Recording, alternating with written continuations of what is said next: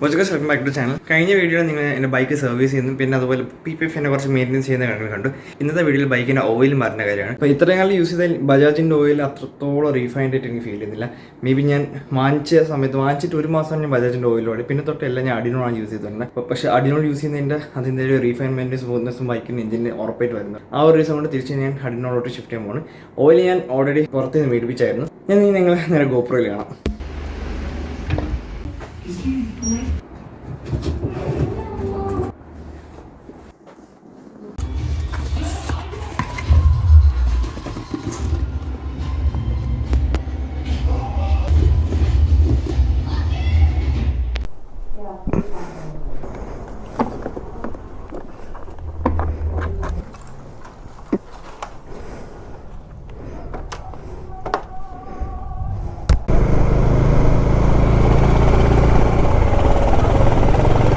നമ്മൾ ഫസ്റ്റ് വന്ന് oil filter വാങ്ങാനായിട്ടാണ്. ഇവിടെ 2 ഷോപ്പ് എനിക്കുണ്ട്. ഒന്നെങ്കിൽ എനിക്ക് ബജാജിൻ്റെ സർവീസ് സെൻറ്ററിൽ നിന്ന് വാങ്ങാം, അല്ലെങ്കിൽ തൊട്ടപ്പുറത്ത് തന്നെ പ്രൈമിൻ്റെ സ്പെയർസ് ഉണ്ട്. ഇപ്പോൾ ഇവിടെ ബജാജിൻ്റെ ഒരു സർവീസ് സെൻറ്റർ ഉണ്ട്, അവിടെ സ്പെയർ പാർട്സ് ഉണ്ട്. അപ്പോൾ അവിടെ നിന്ന് ഓയിൽ ഫിൽറ്റർ വാങ്ങിച്ചുകൊണ്ട് നമ്മൾ ഓഫ് റോഡ് തന്നെ കടയിലാണ് കൊണ്ടുപോകുന്നത്. പ്രൈമിലോട്ടല്ല, നമ്മൾ സ്ഥിരം കൊണ്ടുവന്ന് പ്രൈമിലോട്ടായിരുന്നു. കാര്യം അത് ഞാനിപ്പോൾ പറഞ്ഞുതരാം.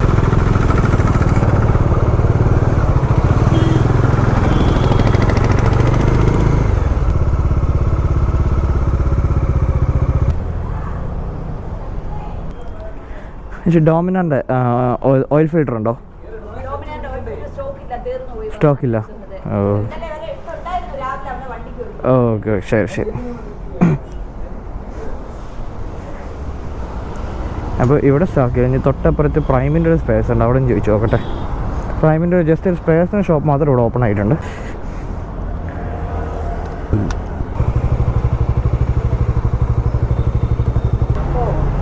ഡോമിനോൻ്റെ ഓയിൽ ഫിൽറ്റർ ഉണ്ടോ? ഡോമിനോൻ്റെ ഓയിൽ ഫിൽറ്റർ. ശരി.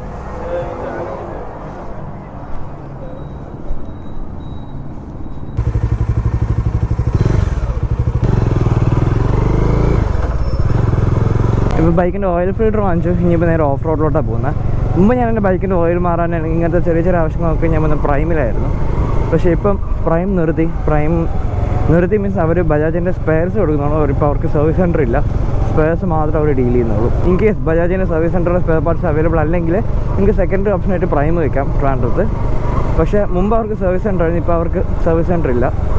അതാണ് ഒരു ഡ്രോബാക്ക് ആയത്. ആ ഒരു റീസൺ കൊണ്ട് ഞാനിപ്പോൾ ബൈക്ക് ഓഫ് റോഡ് തന്നെ കിടക്കുന്നുണ്ടോ. മുമ്പ് എൻ്റെ ഹോണ്ടത്തിൻ്റെ പണിയൊക്കെ ചെയ്യാൻ വേണ്ടി കൊണ്ടുപോയിക്കൊണ്ട് എൻ്റെ ഷോപ്പ് ഓഫ് റോഡ് അവിടെ കൊണ്ടുപോകും. പക്ഷേ എനിക്ക് ഉറപ്പില്ല അവിടെ അവർ മാറുമെന്ന്. സാധാരണ അവരോട് വിളിച്ചു വെച്ചിട്ടാണ് പോകേണ്ടത്. നേരത്തോളം വിളിച്ചൊന്നുമില്ല. ഇൻ കേസ് പറ്റുവാണെങ്കിൽ ഒന്ന് മാറ്റാം, അല്ലെങ്കിൽ വേറൊരു ദിവസം കൊണ്ടുപോകാം, അല്ലെങ്കിൽ വേറെ എവിടെയെങ്കിലും കൊണ്ടുപോകാം. അത്രയേ ഉള്ളൂ.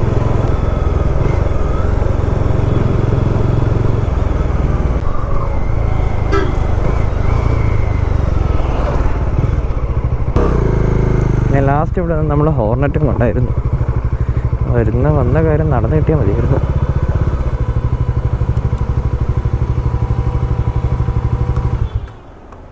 ബ്രോ എന്നെ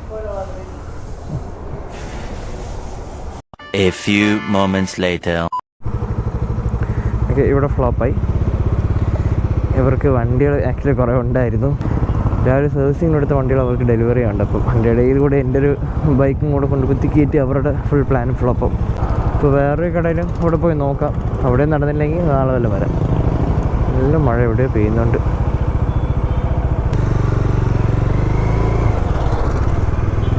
പ്ലാൻ എന്ന് വെച്ചാൽ ഒന്ന് ഇഞ്ചക്കിൽ വരാം, പോയി നോക്കണമെന്നുണ്ട്. പക്ഷേ മഴ പെയ്യാൻ ചാൻസാണ്. മഴ പെയ്യുകയാണെങ്കിൽ പ്ലാൻ ഞാൻ ഡ്രോപ്പ് ചെയ്യും. അപ്പോൾ ഇന്നത്തെ പ്ലാൻ മിക്കവാറും ഞാൻ ഡ്രോപ്പ് ചെയ്യായിരിക്കും. സമയം 5 മണി ആവാറായി. എൻ്റെ പുറത്തോട്ട് മഴയും പെയ്യാറായി. മഴ ഇപ്പോൾ എന്തെങ്കിലും നല്ലോണം കുറക്കുള്ളൂ. നേരെ എവിടെയും ഒതുക്കി നിന്നിട്ട് അവിടെ എത്തുമ്പോഴേക്ക് സമയം ഒരുപാടാവും. അങ്ങനെയാണെങ്കിൽ ഞാൻ നാളെ വല്ലതും കൊണ്ടുവന്ന് ഓയിൽ മാറ്റാം.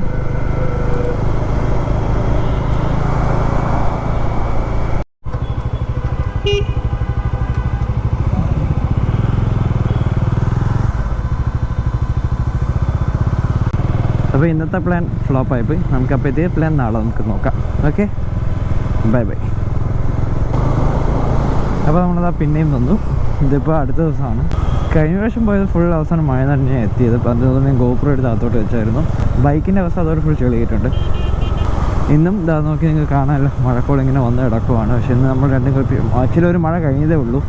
പിന്നെ ഓയിൽ മാറ്റേണ്ടത് ഒരു അത്യാവശ്യ കാര്യമായിപ്പോയി. കാര്യം എനിക്ക് അഡിനോൾ യൂസ് ചെയ്തിട്ട് ഈ ബജാജിൻ്റെ യൂസ് ചെയ്യുന്ന ഭയങ്കര ഒരു എന്തോ പോലെയാണ്. അതുകൊണ്ട് ഓയിൽ മാറി എന്തായാലും മാറാമെന്ന് പറഞ്ഞൊരു രീതിക്ക് ഇറങ്ങിയത്. ഇപ്പോൾ സമയം വൈകുന്നേരത്തെ 5 മണി ആവാറായി. ഇപ്രാവശ്യം ഞാൻ വിളിച്ചിട്ടാണ് പോകുന്നത്. അവർ കൊണ്ടുവരാൻ പറഞ്ഞായിരുന്നു. ഇത്തവണ പ്രോബ്ലി മാറി കിട്ടണം ഓയിൽ. അത് R15 എനിക്ക് ഇഷ്ടപ്പെട്ടു ഈ കളർ.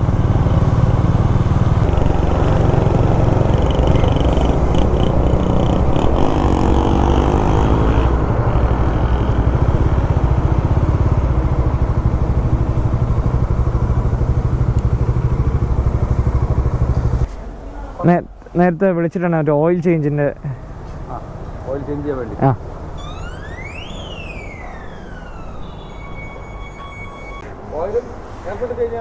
ഓയിൽ ഫിൽറ്റർ മാത്രമേ ഉള്ളൂ.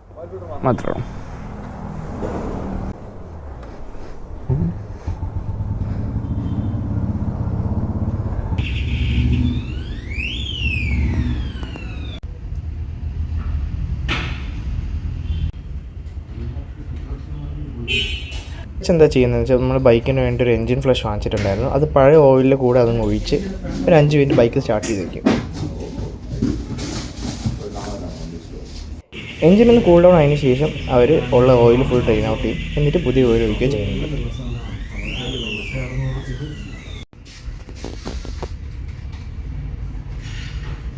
A few moments later. ഇപ്പം എൻ്റെ ആവറേജ് ഫ്യൂൽ കൺസപ്ഷൻ എന്ന് പറയുന്നത് 23 ആണ്. അത് ഇന്നത്തെ ദിവസത്തെ.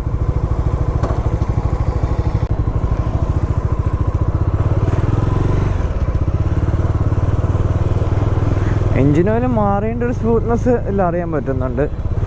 അത് ബൈക്ക് സ്റ്റാർട്ട് ചെയ്തപ്പോഴേക്കും തന്നെ ആ ഒരു ചേഞ്ച് പെട്ടെന്ന് നമുക്ക് മനസ്സിലാവും. ഞാൻ ഇവിടെ എത്തിയ 5 മണിക്കാണ്. ഇപ്പം മണി 6:45, 1.25 മണിക്കൂർ എടുത്ത് ഓയിൽ മാറാൻ വേണ്ടി മാത്രം. ഇതിപ്പം പ്രത്യേകിച്ച് ബജാജിൻ്റെ ഓയിലിൽ നിന്ന് മാറിയപ്പോഴേക്കും ശരിക്കും ഒരു ആശ്വാസമുണ്ട്. ഇപ്പം അത് ബൈക്ക് സ്റ്റാർട്ട് ചെയ്ത് നമ്മൾ ഇത്തിരി ഒന്ന് ഡ്രൈവ് ചെയ്യുമ്പോഴേക്കും നമുക്കത് മനസ്സിലാവും. ഞാൻ ഈ ബൈക്ക് കൂടുതലെടുക്കുന്ന ഹൈവേയിലാണ്. ഹൈവേയിലെന്ന് പറയുന്നത് എൻ്റെ ഒരു സ്പീഡ് എന്ന് പറയുന്നത് 85 to 90 ആ ഒരു അതാണ് എൻ്റെ ക്രൂസിങ് സ്പീഡ്. ഇത്തിരി ഡ്രൈവ് ചെയ്താണ് വണ്ടി ഓടിക്കുന്നതെങ്കിൽ നമുക്ക് ആ ഒരു വൈബ്രേഷൻ ഉണ്ട്. ഞാൻ വൈബ്രേഷൻ പോകുമെന്ന് ഞാൻ പറയത്തില്ല, പക്ഷേ എൻജിനിപ്പോൾ കുറച്ചും കൂടി ഒരു റീഫൈൻഡ് ഫീലുണ്ട്. അതാണ് ഞാൻ അഡിനോൾ ഓയിൽ വീണ്ടും ആ ഒരു സെയിം ഓയിൽ ഹോർനെറ്റ് ഉണ്ടായിരുന്ന കാലം തൊട്ട് യൂസ് ചെയ്യാൻ തുടങ്ങിയതാണ് ആ ഒരു ഓയിൽ.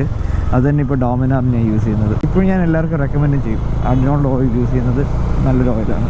പിന്നെ ആ കൂടെ ഞാൻ എൻ്റെ ബൈക്കിൻ്റെ ഫ്രണ്ട് സ്പ്രോക്കറ്റ് കൊണ്ട് ക്ലീൻ ചെയ്തു. അവിടെ ഒന്നും എനിക്ക് അകത്തേക്ക് വീഡിയോ എടുക്കാൻ പറ്റിയില്ല. കാര്യം അവരകത്തോട്ട് അങ്ങനെ വിടുന്നില്ല, വിടത്തില്ല. അകത്ത് എൻട്രി റെസ്ട്രിക്റ്റഡ് ആണ്. കുറച്ചൊക്കെ എനിക്ക് ഒരു പരിധിവരെ എനിക്ക് അവരുടെ ആ ഒരു വെയിറ്റിംഗ് ഏരിയയിൽ നിന്ന് കാണിച്ചു തരാൻ പറ്റുള്ളൂ. അതാണ് ഞാൻ അവിടെ നിന്ന് കാണിച്ചത്. നമ്മൾ തിരിച്ച് അഡിനോളിൽ ഓയിലാണല്ലോ. പക്ഷേ ആദ്യം സർവീസ് ചെയ്തപ്പോഴേക്ക് സർവീസ് ചെയ്ത കുറച്ച് നാൾ ഞാൻ ആ ബജാജിൻ്റെ ഓയിലാണ് ഇത് അങ്ങോട്ട് നോക്കിയത്. ഭംഗി ആകാശം കാണും. മഴ കഴിയുമ്പോഴേക്ക് ചില സമയത്ത് സ്കൈ കാണാൻ നല്ല രസമാണ്. ഓക്കെ, അപ്പം സർവീസ് കഴിഞ്ഞിട്ട് കുറച്ചാൾ ബജാജിൻ്റെ ഓയിൽ ലോഡ് അതിൻ്റെ എക്സ്പീരിയൻസ് ഞാൻ പറയുകയാണെങ്കിൽ ബജാജിൻ്റെ ഓയിൽ വെച്ചാൽ നിങ്ങൾ ഡോമിനർ ഓടിക്കുന്നെങ്കിൽ അത് മാറ്റുന്നതാണ് ഏറ്റവും നല്ലത്. എന്നിട്ട് മോട്ടിയോളോ അല്ലെങ്കിൽ അഡിനോളോ ഏതെങ്കിലും ഒരു നല്ലൊരു എൻജിൻ ഓയിൽ ഒഴിച്ച് അത് യൂസ് ചെയ്യും. അത് നിങ്ങൾ യൂസ് ചെയ്യുമ്പോഴേക്കും ആ ഒരു ചേഞ്ച് നിങ്ങൾക്ക് മനസ്സിലാവും. ഞാൻ ഹോർനെറ്റ് ഉണ്ടായിരുന്ന സമയം തൊട്ട് യൂസ് ചെയ്യുന്ന ഒരു എൻജിൻ ഓയിലാണ് അഡിനോളിൻ്റെ. ഹോർനെറ്റ് വാങ്ങിച്ചിട്ട് ഡോമിനാർ ഞാൻ ആദ്യത്തെ മാസം ബജാജിൻ്റെ എൻജിൻ ഓയിൽ വെച്ചു. ഫസ്റ്റ് സർവീസ് കഴിഞ്ഞവരും ഫസ്റ്റ് സർവീസ് കഴിഞ്ഞതിന് ശേഷം ഞാൻ തിരിച്ച് അഡിനോൾ അപ്പോൾ തൊട്ട് അഡിനോൾ മാത്രമേ യൂസ് ചെയ്യുന്നുള്ളൂ. അതുകൊണ്ടാണ് പറയണേ അഡിനോൾ ഡോമിനാൾ യൂസ് ചെയ്യുന്നത് ബോത്താണ്. ഒരു അടിപൊളി കാറാണ് ഇപ്പോൾ നമ്മുടെ ഫ്രണ്ട് ഇപ്പം മെർസിഡീസിൻ്റെ C300 കംഫർട്ടബിൾ സെക്സി കാർ അത്. ഓക്കെ, അപ്പോൾ പറഞ്ഞു തരുന്ന കാര്യം നമ്മൾ ബൈക്കിൻ്റെ സർവീസിന് ഓൾമോസ്റ്റ് 2300 ആയി. 2 ഓയിലും കൂടെ ഓൾമോസ്റ്റ് 2500 ആയി. ഇപ്പോൾ ഇവിടെ വന്നപ്പം എനിക്ക് എൻജിൻ ഫ്ലഷ് വാങ്ങേണ്ടി വന്നു. അത് പ്രോക്കറ്റ് ക്ലീനിങ് എല്ലാം കൂടെ അവർ എൻ്റെ നിന്ന് വാങ്ങിച്ചത് 700 രൂപയായിരുന്നു. അപ്പോൾ മൊത്തത്തിൽ ഓൾമോസ്റ്റ് 5500 റുപ്പീസാണ് നമുക്ക് ചിലവായ ബൈക്കിൻ്റെ തേർഡ് സർവീസിന് വേണ്ടിയിട്ട്. അത് ഇൻക്ലൂഡിങ് അവരുടെ ബജാജിൻ്റെ സർവീസും പിന്നെ ഈ ഒരു ഓയിലും കൂടെയാണ്. ഏതായാലും നമ്മുടെ കാര്യം കഴിഞ്ഞു. ഇനിയിപ്പോൾ ബൈക്ക് അടുത്ത കുറേ നാളത്തേക്ക് പെർഫെക്റ്റായി. എല്ലാ രീതിയിലും വണ്ടി അടിപൊളിയാക്കി കഴിഞ്ഞു. ഇനി ഒന്ന് ബൈക്ക് വാഷ് ചെയ്യുന്നുള്ളൂ. അത് ഞാൻ നാളെ വീട്ടിൽ എത്തി വാഷ് ചെയ്യും. ഇപ്പോൾ ചിലർ എൻ്റെ അടുത്ത് ചോദിച്ചു എൻ്റെ ബൈക്കിൻ്റെ വാഷിങ് എങ്ങനെയാണെന്ന് അറിയണമെന്നുണ്ടായിരുന്നു. അപ്പോൾ അതിൻ്റെ ഒരു വീഡിയോ വേണമെന്നുണ്ടെങ്കിൽ ജസ്റ്റ് ഈ വീഡിയോ താഴെ ഒന്ന് മെൻഷൻ ചെയ്താൽ മതി. ഒരു സെപ്പറേറ്റ് വീഡിയോ ബൈക്കിൻ്റെ വാഷിങ് ഇത്തിരി ഡീറ്റെയിൽ ആയിട്ട് ഇടാം. എനിക്ക് 2 ദിവസമാണ് ആക്ച്വലി ബൈക്ക് കഴുകാൻ വേണ്ടിയിട്ട് വേണ്ടത്. അത് വാഷിങ് വേണ്ടിയിട്ടൊരു ദിവസം, പിന്നെ ലാസ്റ്റ് ഈ ചെറിയ പോളിഷിങ്ങും അതിൽ നിന്നൊക്കെ വേറൊരു ദിവസം. അപ്പോൾ അതാണ് പറഞ്ഞത്. അതിനെക്കുറിച്ച് ഡീറ്റെയിൽ ആയിട്ടൊരു വീഡിയോ ആണെങ്കിൽ നിങ്ങളത് പറഞ്ഞാൽ മതി. അപ്പം ഇത് ഇത്രയുള്ള എന്തൊരു വീഡിയോ. അപ്പോൾ ഞാൻ നിങ്ങൾ എൻ്റെ അടുത്തൊരു വ്ളോഗിൽ കാണാം. ബൈ.